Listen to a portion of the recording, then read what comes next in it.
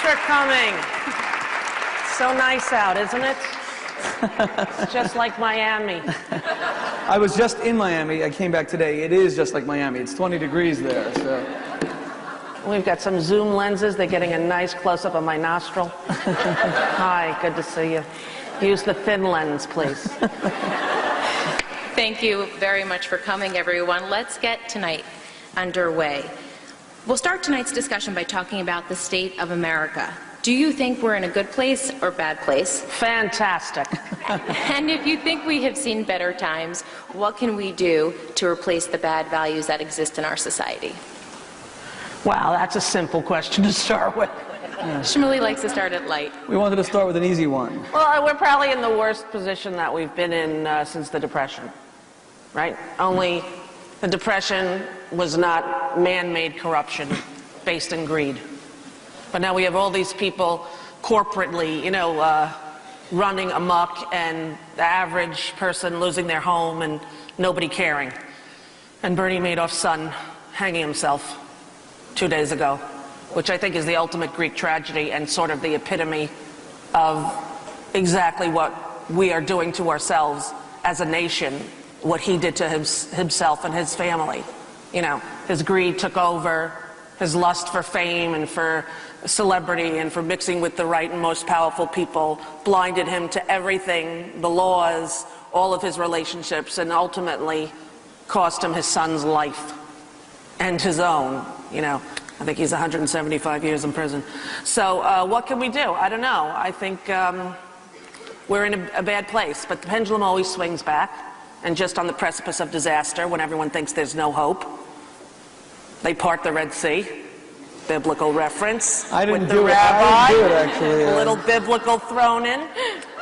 So I'm going to retain hope and try to see the glasses half full and not half empty, but I don't know that the nation has ever been in worse shape. And I blame it partially on the failure of the Fourth Estate, of the fact that there's no longer any journalistic integrity, that you're allowed to own newspapers and television stations, and the news is reported that only represents the value of the owner to make more money. And, when Walter Cronkite took off his glasses and said, there's no way we can win this war, we need to be out of Vietnam, the war was over in a matter of months. No one has that credibility anymore. And the last one who did, Dan Rather, they sort of railroaded him into the abyss. So I really blame it on the failure of the media to uphold its position in democracy. But perhaps the rabbi would have a more spiritual approach. Take it, Shmuley.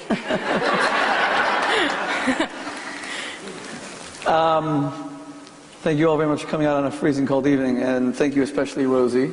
Sure. For, after having dinner with your children, having a conversation with us.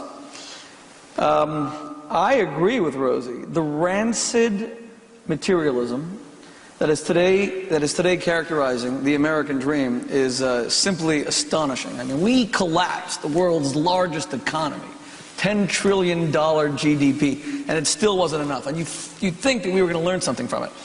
And yet there's this Newsweek cover story last week that says, the title was Addicted to Spending, and they were telling story after story of people who cannot afford their mortgages, and they can't pay their electricity bill. But every time Black Friday tells them that they can get 20% off on something that they will never wear, never use, that they will be selling for 80% off on eBay within a week, they just can't stop spending. And what it really signifies is a cavernous, gaping hole at our center. We Americans are not prepared to confront that there's this chasm, and we don't quite know what it is. But whatever it is, we're going to shove enough entertainment, enough insipid, asinine, mind-destroying television, enough objects to sink the Titanic. We're going to shove it all in there, and enough sexual experiences with people we may not even love, and enough broken. We're going to shove it all in, and we're going to fill that hole. But of course, it just goes out the other end, and we still feel fairly empty. That was my particular reference. But I don't blame the media. I mean, maybe me and Rosie's in the media, and she's going to talk about the media. I actually blame religion. It's not the President of the United States that's supposed to give you values, and it's not the media that's supposed to give you values. I think it's supposed to come from spirituality and religion. The problem is, religion, when it comes to values, will only talk about gays. The only value-based subject in America that we can talk about is gay marriage. All gay marriage all the time. If I hear one more debate about how American values or how American marriage is going down the toilet because of gay marriage, honestly, I will eat my yarmulke. Because it's distracted us from talking about anything else. We can't talk about anything else. So but it's been used to do that for many issues. I mean, when we had first started entering into the illegal war against the UN violations, we invaded a sovereign nation in defiance of the UN because George Bush and his cronies wanted us to do that. So about 3 weeks into that, everybody is shocked that we're in another war, especially people my age who grew up believing Vietnam was the last war we would ever see.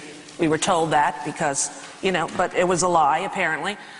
There's a press conference, all 3 channels. I remember my heart stopping. I'm thinking to myself, what is this? We lost a whole platoon. We lost all these, what's going to happen? And there is George Bush, 3 weeks into this war, having a national press conference on every channel about Gavin Newsom marrying gay people in San Francisco. It's the art of distraction. And once the gay marriage issue became something that could be used as a wedge, every group, whether it be religious groups, political groups, anyone used it in order to conquer and divide. So I don't think it's just religion. I think it's, you know, used politically as well.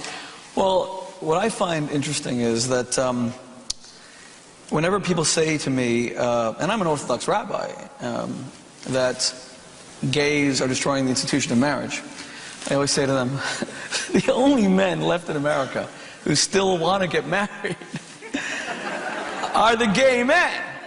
I mean, every time some straight guy is asked by his girlfriend with whom he's lived for half a millennia whether he will ever pop the question, he starts to hyperventilate, he breaks out into a rash. And yet the gay men are sitting outside the United States Supreme Court spending all their money on high-priced lawyers trying to get the right to sue them. Well, I think if they allowed gay marriage, we would really help the economy because gay men would register at so many stores. And they like high-quality stuff, you know. Lesbians, we just want like a tent, maybe another toolkit. You know, it wouldn't be as big. But the gay men, I want crystal, I want Limoges, I want the Fabergé pattern of leaves. The Bertese sheets. We'll end that question there. Should I keep going? That is amazing. That is really fantastic. Did I scare you with that? No, I love that. I want to end on a high note for number 1. Let's move on to now going into celebrity culture. Fantastic. Why do you think fame is so important? And if you think it's corrosive, how can one survive it? I've always said fame is like a tsunami. It hits you and somebody get that. It's the phone. You guys okay? What are you playing? Like musical chairs in the front row? What the hell's happening? Did you try to sneak into one row in front? And then these 2 wenches who were late? Hi, you missed the whole first thing. It was fantastic. I did a biblical reference. Shmuley said something about gay marriage and religion, and I said something that really sounded smart, like, you know, against the UN and sovereign nation. I used words that made me seem like I went to college. That's pretty much all you missed. But it was 8 o'clock, ladies. Look at the ticket next time, okay? 800, 8 o'clock. We all have families. We're all missing Glee together, not just you. But Shmuley and I will be ending tonight's speech with a big musical production number, so don't worry. If you haven't noticed, I'm the small sidekick, so... In fact, it's been a while since I've done stand-up. The doors are locked at Dunkin' Donuts and cots will be brought in. This is a 4-day event. Welcome. You've heard of the Landmark Forum? It's a whole nother approach to it. Well, it's really called the Jewish 10 minutes. That's what it is. Right? L'chaim. You're all mishpucha to me. So the thing is, I wrote a book on the corrosiveness of celebrity called Celebrity Detox. This was before Celebrity Rehab was a show. I thought it was so funny, the concept of Celebrity Rehab, because after I left my television program, like, I had to go through, like, rehab, and I thought it would be funny to take people who were once famous and go, now we're going to teach you how to do normal things. Like, we're going to go to a movie theater and wait in line. They're not going to tape off the seats for us, and we're going to see how we do. We're going to go to a restaurant and order something on